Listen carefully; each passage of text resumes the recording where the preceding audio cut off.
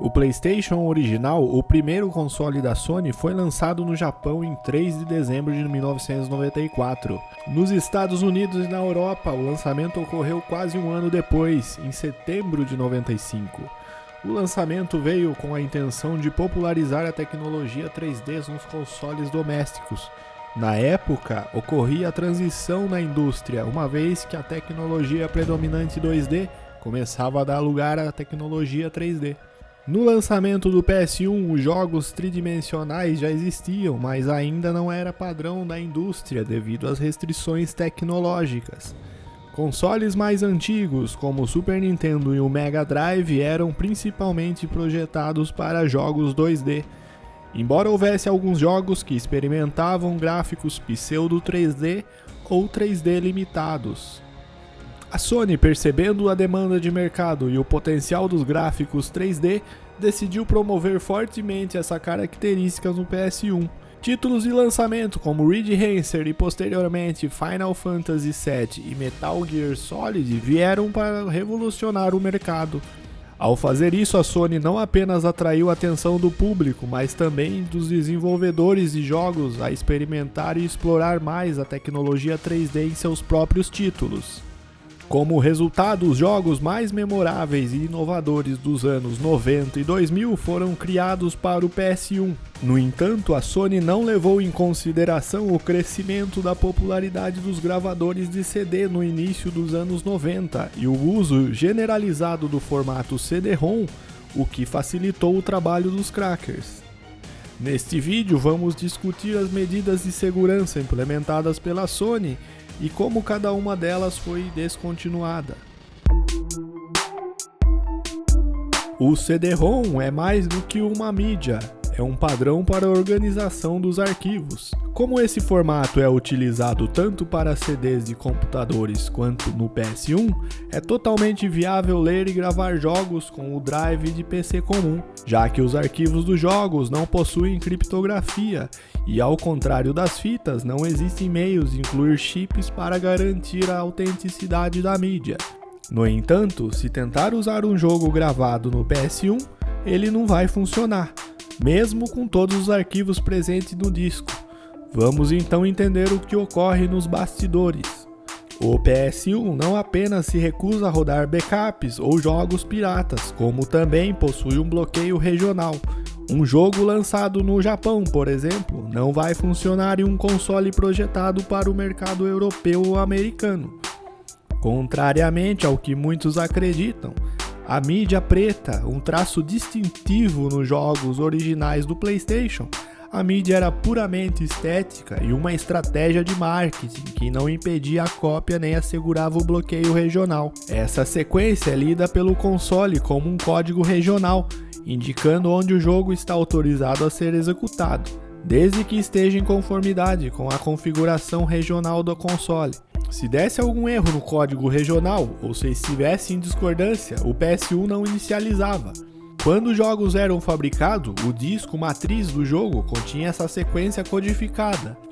E como essa era uma maneira completamente distinta de alterar a superfície do CD, essas ranhuras não podiam ser criadas pelos gravadores comuns. Um CD pirata pode até conter todos os arquivos do jogo dentro, mas estará sem o Hubble Groove. A Sony confiou completamente nesta proteção, que era relativamente eficaz, e não implementou outros mecanismos para evitar cópias não autorizadas, seja no hardware, no software ou na mídia. Cedo ou tarde, os crackers descobririam o que está acontecendo nos bastidores e desenvolveriam uma maneira de contornar a proteção. Após alguns meses, percebeu-se que o PS1 verifica o código de região na mídia assim que ela é inserida, e após a verificação do disco original, você poderia inserir o backup no drive, que ele funcionaria normalmente. Este método é conhecido como Swap Trick e foi utilizado em vários consoles, desde o Sega CD até o PS2, cada um com sua própria variação. Mas posso falar sobre esse e outros métodos em uma outra ocasião, então deixa aí nos comentários. Só que para usar esse método de swap, era necessário manter pressionado o sensor da tampa do console, assim o PlayStation não detectaria a troca dos discos. Era eficaz, mas não era uma maneira mais prática, e por isso, não se tornou a mais popular para burlar a proteção da Sony. Quando os crackers descobriram quais bits eram lidos na mídia no início da inicialização, eles programaram um microcontrolador para enviar continuamente essa sequência de bits para o console. Assim nasceu o mod chip. Jogos originais e suas cópias, até mesmo em outras regiões, funcionavam independentemente da presença do Hubble Groove. A Sony percebeu seu erro, mas já era tarde demais. Milhares de consoles já haviam sido vendidos e nenhuma alteração significativa no hardware ou no software poderia ser feita sem perder a compatibilidade. Naquela época não havia atualizações de firmware, como no PS3 e no Xbox. Então, a Sony instruiu os produtores de jogos a embarcar códigos nos jogos e realizar verificações para determinar se o disco era original ou não. Com isso, surgiu o libcrypt. libcrypt é uma biblioteca de funções de criptografia criada para auxiliar os desenvolvedores. O primeiro jogo a estrear essa proteção foi o Medieval, lançado em 1998. Jogos que possuíam a libcrypt continham certas chaves ou bits de dados em uma parte do disco que os gravadores de CDs comuns não conseguiam copiar facilmente. Replicar esse canal era desafiador, pois vai além dos padrões do formato CD-ROM. Assim, as cópias geralmente não continham a chave presente nos jogos originais. Por meio de verificação incorporada nos jogos, era possível determinar se a mídia era autêntica ou não. A libcrypt foi usada em vários jogos desde o seu desenvolvimento, onde cada desenvolvedor poderia realizar a verificação quando quisesse e alterar o comportamento do jogo quando ela falhasse. Desta forma, era possível ter, por exemplo, NPCs informando que o usuário estava jogando uma cópia não autêntica do jogo, ou mais comumente, o jogo simplesmente não inicializava e exibia uma mensagem sobre pirataria na tela. Além da libcrypt, os desenvolvedores incorporaram códigos para testar se o mod chip estava presente no console. Os primeiros chips, apesar de serem capazes de inicializar o jogo, continuavam enviando a mesma sequência de bits para o console indefinidamente. Enquanto você estava jogando o Gran Turismo, por exemplo, o mod chip continuava operando sem necessidade. Foi essa peculiaridade que possibilitou a detecção do mod chip e permitiu que os desenvolvedores parassem o jogo e exibissem uma mensagem de aviso. Para driblar o libcrypt, era preciso craquear o jogo, isto é, modificar as linhas de código que realizavam a verificação e mudavam o comportamento do código quando a verificação falhava.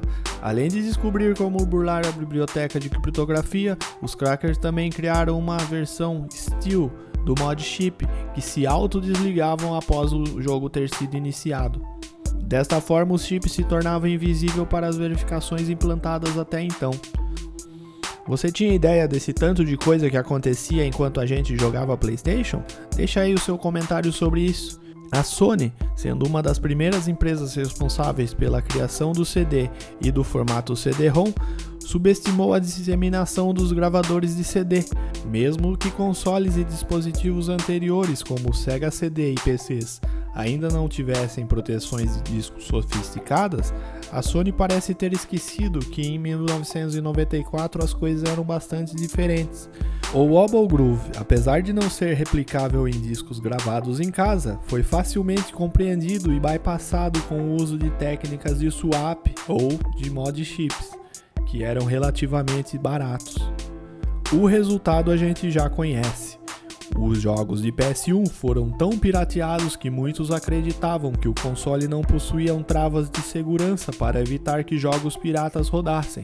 Inclusive eu achava até gravar esse vídeo.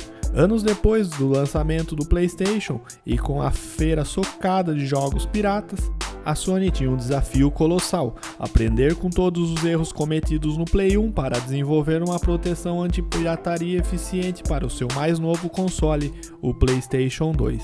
Envie esse vídeo para aquele seu amigo que achava que o PS1 era desbloqueado e deixa o comentário aí. Abraço e até o próximo vídeo.